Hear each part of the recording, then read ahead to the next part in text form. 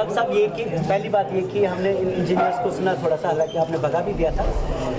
परेशानी है, परेशानी लोगों को ये है कि कोई बिजनेस करता था, कोई और कोई काम करता था, वो आज परेशान है। कहते हैं कि अलग अलग तरह की एजेंसियों की वजह से परेशानियाँ हैं। क्यों ये कर रहे हो, कैसे कर रहे हो, ऐसे माहौल में क्या करें?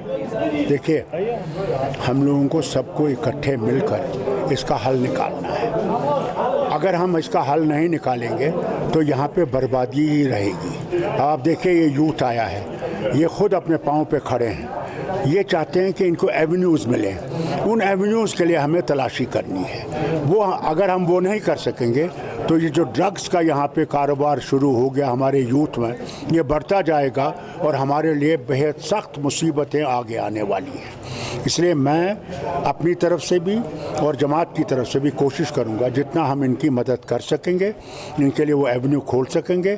और पार्लियामेंट में भी हम कोशिश करेंगे इसको उठाने के लिए कि गवर्नमेंट ऑफ इंडिया भी इसकी तरफ तवज्जो दे कि जितने इनके लिए एवेन्यू खुल सकेंगे उनसे हमारे बच्चे भी बच सकेंगे और हम ड्रग से भी निकल सकेंगे। सर, अभी परसों बयान आ गया गवर्नर के मुशीर का कि ICDS के मुलाजमीन को, कई मुलाजमीन को निकाला गया और अब ये कहा जा रहा है कि वो मुलाजमीन गलत लगाए गए थे और पुरानी सरकार में, खासकर तौर पे आपकी सरकार ज़्यादा रही है। सीधी सी बात है। देखिए, मैं आपसे बात करूंगा, हमने लोगों को नौकरियां दी कि वो ज़िंदा रह सकें। हमने कोई उसमें ये नहीं कि कोई करप्शन की हो, कि हमने पैसा लिया हो। हमने उस वक्त दरवाज़ा खोला सबके लिए कि किसी ना किसी तरीके से वो बच सकें, मुश्किलों से निकल सकें और गलत कामों में ना लगें। और अगर गवर्नर साहब उनको निकाला है, उनने गलत किया है, ये बहुत गलत काम किया है इन्होंने कि उनकी रोज़ी रोटी छीन ली है। अगर उनकी रोज़ी रोटी छीन ली, अब उनके बच्चे कहाँ जाएंगे, वो कैसे बचेंगे? उनकी माँ बीमार है, बाप बीमार है, कैसे उनका इलाज होगा? ये गलत पॉलिसी है। इनने तो हमसे 50,000 वादा किया था नौकरियां लगाएंगे, कहाँ हैं वो 50,000 नौकरियां? उसके बजाय नौकरियां लगाने के बजाय लोगों को निकाल रहे हैं जो साल से नौकरियों में लगे हुए हैं।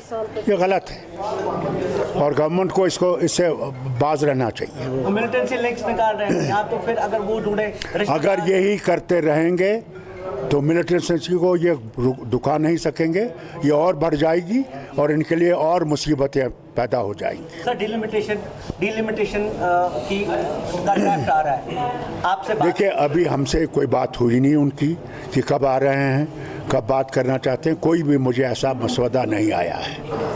सर, आपके पास आपसे कोई बातचीत नहीं हुई है? नहीं, अभी तक कोई बात ही नहीं हुई है। वो जब आए थे, हमने उनसे पूछा, उन्होंने कहा ये तो प्रिलिमिनरी चीज़ है, क्योंकि नहीं तो मेंबर पार्लियामेंट्स को उसका हिस्सा लेना है, उसमें बैठना है हमने, मगर हमसे अभी तक कोई बात नहीं हुई है। डॉक्टर साहब, मैंने आपको अभी सुना, आप बात कर रहे थे कि यहाँ पे पार्टियाँ खड़ी होती हैं। मैंने भी उमर साहब से कई बात की, वो भी कहते रहे हैं कि जम्मू में इतनी पार्टियाँ खड़ी नहीं होती, यहाँ तो रोज़ एक न एक।